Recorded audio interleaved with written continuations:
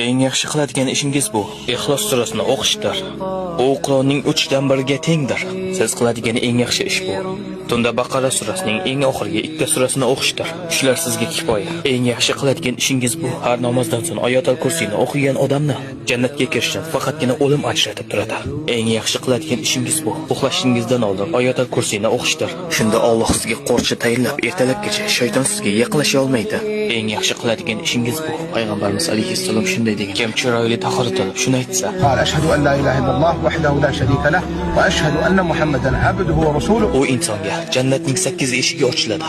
Eng yaxshi qiladigan ishingiz bu kim subhanallohu va bihamdihi so'zni 100 marta aytsa, uning gunohlari daryoning ko'pi kechalik bo'lsa ham kechiriladi. Eng yaxshi qiladigan ishingiz bu payg'ambarimiz alayhissalom aytganlar: kim biron kishining savobiga sherik bo'lsa, xuddi shu ishni qilgandek savob oladi. Boshqalarga yaxshilik ulashing. Allohga qasamki, bir kishining siz tufayli hidoyatga qaytishi